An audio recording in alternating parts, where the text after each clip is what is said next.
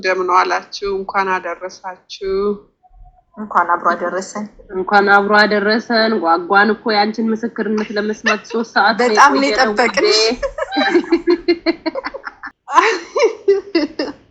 እንዴት ናችሁ? ይሄውን ሸንቀጥቀጥ ብዬ ከበሽታ ነፃ ወጥቼ ያ በኦክሲጅን ከመተኛት ተላቅቄ ይኸውልሽ።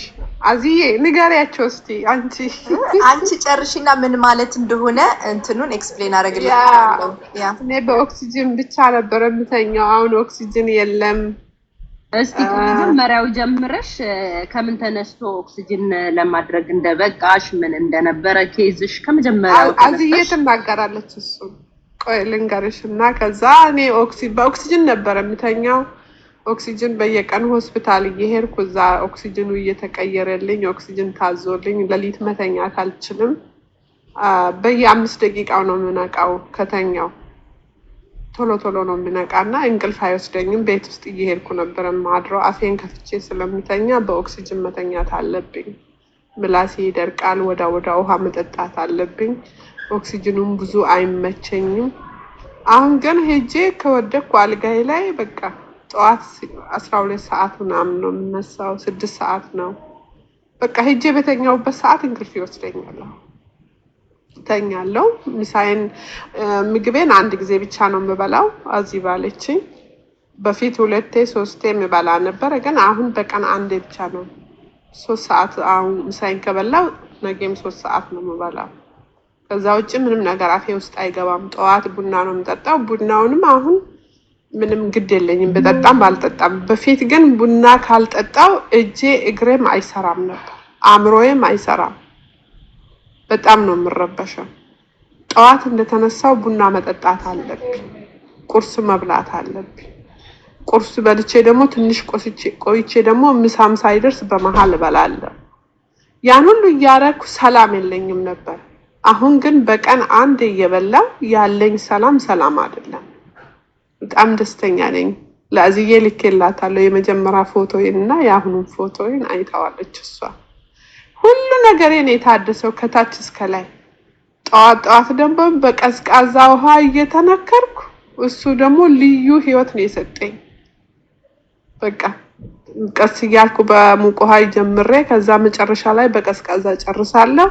ደስተኛ ሆኜ ነው የምውለው። መነጫነጭ የለም፣ መታመም የለ፣ ራስ የለ፣ እግር የለ። ድሮ ዛሬ አንድ ወገቤን ካመመኝ ነገ ጉልበቴን ያመኛል። ዛሬ ደግሞ ጀርባዬን ያመኛል ወይ ራሴን ያመኛል። አሁን ምንም ነገር የለብኝም። በቃ እንደፈለኩ ሮጬ እገባለሁ፣ እንደፈለኩ ሮጬ ሰርቼ ወደ ቤቴ እመለሳለሁ። ልጆችም ደስተኞች ሆኗል። ዘላለምን በሽተኛ ነበርኩኝ። በተለይ ከኦክሲጅኑ መገላገሌ በጣም ትልቅ ነገር ነው በቃ ለኔ።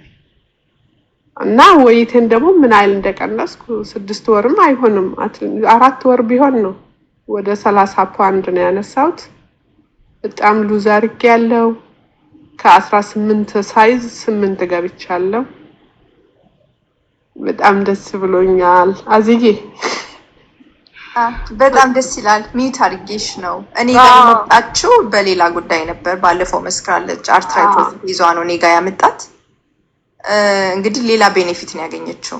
ይሄ አሁን የምትናገረው ሌላ ይሄ ይሆናል ብለሽ አላሰብሽም አይደል? የመጣሽው አርትራይቲሱን ያዋየሽ አርትራይቲሱን ነው የነገርኩሽ። ወገቤ ውስጥ አጥንት ታጥፎ ነበረ። እሱ በቃ ቁጭ ብዬ መነሳት አልችልም። ስተኛ በጣም በቃ ጉልበቴን ይዤ ረጅም ሰዓት ሄጄ ነው ቀና ምለው። ሶፋ ላይም ተቀምጬ ስነሳ እንደዛ ነው።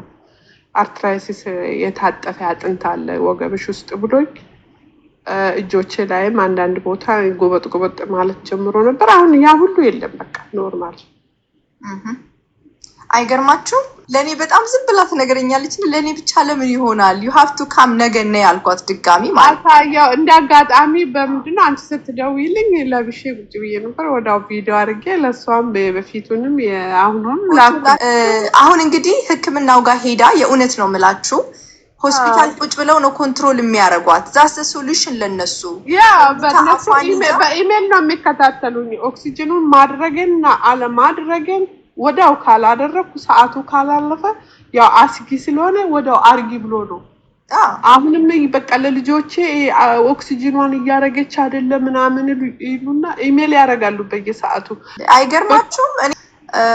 እነዚህን ነገሮች በጣም ይደርሱባት ነበረ። ስሊፕ አፕኒያ በጣም ከባድ ነው። የምታውቁ ሰዎች ካላችሁ በቂ ኦክሲጅን ወደ ብሬን ካልሄደ 3 አይነት የስሊፕ አፕኒያ አይነቶች አሉ። ሴንትራል ስሊፕ አፕኒያ፣ አብስትራክቲቭ ስሊፕ አፕኒያ፣ ሚክስድ ከሁለቱ ደግሞ ሚክስ አድርጎ ሚክስድ ስሊፕ አፕኒያ አለ ማለት ነው። እነዚህ ሲሆኑ በሰውነት ውስጥ እየቆየች ስትሄድ እንቅልፍ ስታጣ፣ እንቅልፍ እንግዲህ ሁል ጊዜ ሳታገኙ ስትኖሩ ዲፕሬሽን ይመጣል፣ ኢንዛይቲ ያለ፣ ሜሞሪዋን ሉዝ እያደረገች ነው የምትሄደው። ኤኒ ኢንፎርሜሽን መያዝ አትችልም፣ ብሬኗ ውስጥ ሾርትም ሎንግም መያዝ አትችልም እና ፕላን ማውጣት አትችልም።